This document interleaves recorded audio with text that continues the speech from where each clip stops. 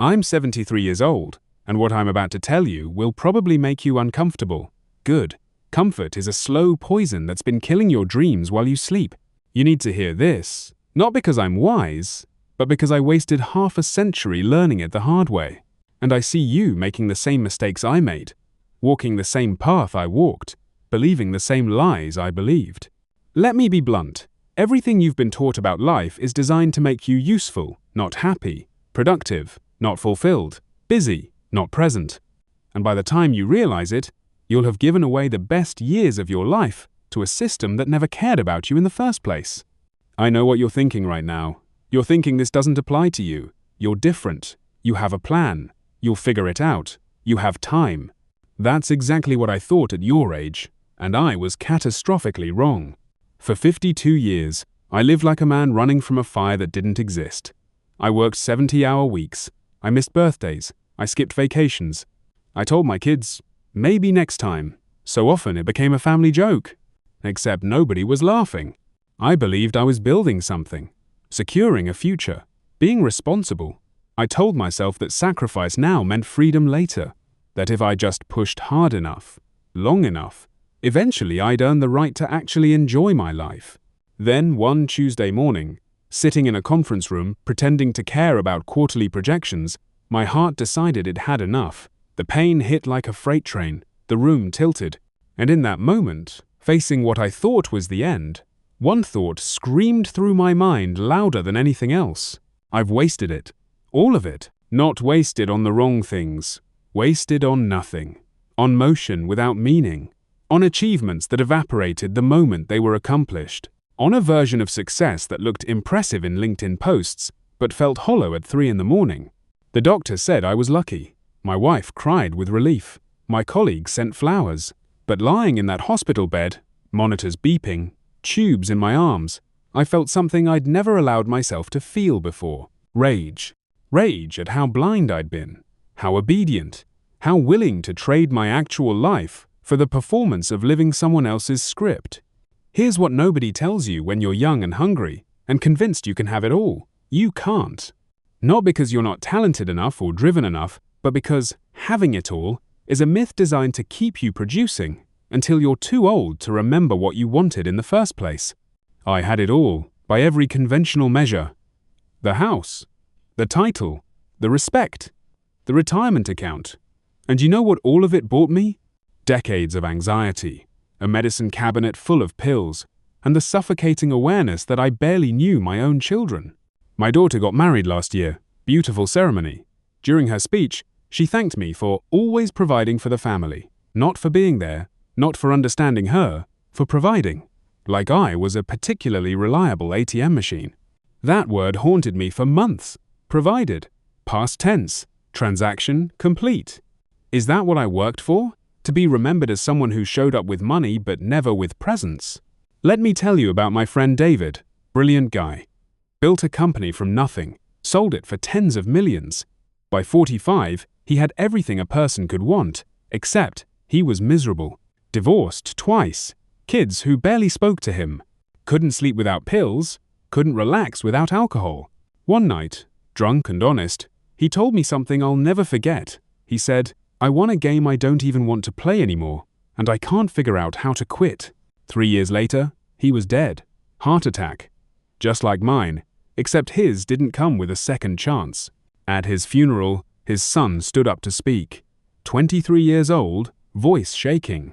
He said, "My father taught me how to succeed. He never taught me how to live." The room was silent, and I realized he could have been talking about me. That's when it hit me with brutal clarity. We're not afraid of failure. We're afraid of insignificance. So we fill our lives with noise, with busyness, with accomplishments we can point to as proof that we matter. But none of it actually matters. Not the way we think it does. I spent 3 decades building a reputation. You know how long it took for people to forget about me after I retired? 6 months, maybe less. The world moved on.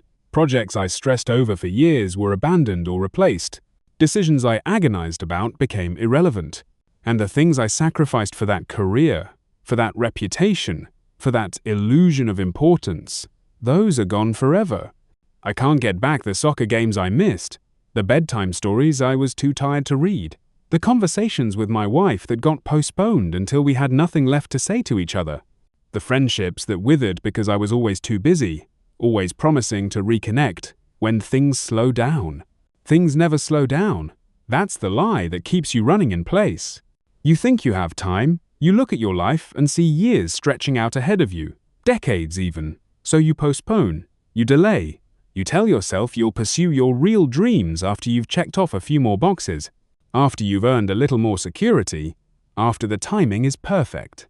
The timing is never perfect, and every day you wait is a day you'll never get back. I'm not telling you to quit your job tomorrow and move to Bali. I'm not saying responsibility doesn't matter. I'm saying most of what you call responsibility is actually fear dressed up in adult clothing. Fear of judgment. Fear of not measuring up. Fear of disappointing people who are too busy running their own race to notice yours. You're so worried about doing the right thing that you've forgotten to ask what the right thing actually is. Right for whom? According to what standard? In service of what life? My biggest regret isn't the risks I took. It's the risks I didn't take. The business I didn't start because the timing wasn't perfect. The trip I didn't take because I couldn't afford to miss work. The creative project I abandoned because it wasn't practical. You know what's not practical? Spending 50 years building a life you don't actually want. After my heart attack, I did something radical. I stopped. I cancelled meetings. I stepped back from commitments. I started saying no to things that didn't genuinely matter to me. After my heart attack, I did something radical. I stopped. I cancelled meetings. I stepped back from commitments. I started saying no to things that didn't genuinely matter to me. And people were furious, confused, disappointed. They accused me of being selfish, of changing, of not being the person they thought I was. They were right. I had changed. I had finally woken up. I started asking one simple question before agreeing to anything. Will I remember this? Not will it benefit my career. Not will it make me look good. Will I actually remember it when I'm dying?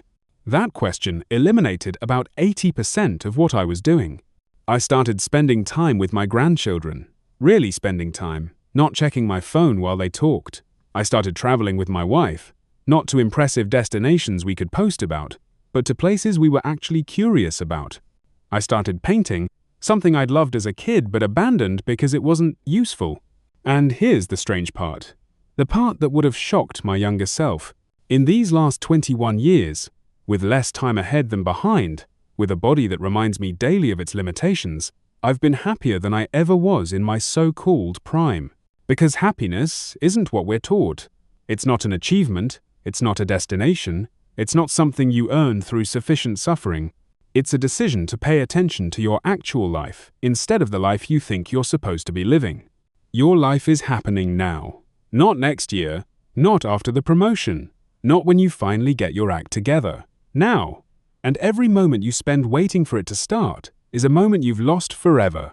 I look at young people today and I see myself stressed, anxious, convinced that if they just work hard enough, sacrifice enough, optimize enough, they'll eventually arrive at some magical place where everything makes sense. That place doesn't exist. There's no finish line where you get to finally relax and enjoy what you've built. The demands never stop. The pressure never eases. The goalpost keeps moving. And while you're busy chasing it, your parents are aging, your relationships are deteriorating, and your own life is passing by like scenery through a train window. My father died when I was 47. We had a complicated relationship. I always thought we'd fix it someday. We'd sit down, talk it through, find understanding. Someday never came. He had a stroke. 3 days later, he was gone. And all those conversations I'd planned, all that reconciliation I'd postponed, all those questions I wanted to ask, they died with him. Grief isn't just about missing someone. It's about regretting the love you didn't express while you had the chance. I'm 73 now. I look in the mirror and see an old man I don't quite recognize. My hands shake sometimes. I forget words. I get tired easily, but I'm not afraid anymore. I'm not afraid because I finally understand what matters. And what matters is shockingly simple. Being kind, being present, being honest, telling people you love them, doing work that feels meaningful to you, not impressive to others, saying yes to experiences and no to obligations. choosing connection over achievement, choosing peace over productivity. Everything else is noise. Expensive, exhausting, ultimately meaningless noise. If you take nothing else from this, take this. Your time is finite, not in an abstract, someday I'll die way, in a real, counting down, never coming back way. Every hour you spend in a job you hate is an hour you'll never get back. Every relationship you neglect is growing colder. Every dream you postpone is becoming less likely. Every maybe later is probably never. You don't need permission to change your life. You don't need perfect conditions. You just need to stop waiting for a moment that feels right and start with the moment you have. Call your parents. Book the trip. Start the project. Have the conversation. Take the chance. Stop performing and start living. I'm not going to lie to you and say it's easy. It's not. Changing course after years of momentum is terrifying. People will judge you. You'll doubt yourself. There will be moments when you want to retreat back into the comfortable numbness of routine. But the alternative is worse. The alternative is waking up at 73, looking back, and realizing you spent your entire life preparing for a moment that never arrived. Don't waste your years the way I wasted mine. Don't wait for a heart attack to teach you what should have been obvious all along. Your life is now. The people you love are here now. The dreams you have are possible now, not someday, now. And if you can't start living fully right this moment, then tell me when exactly do you think you will?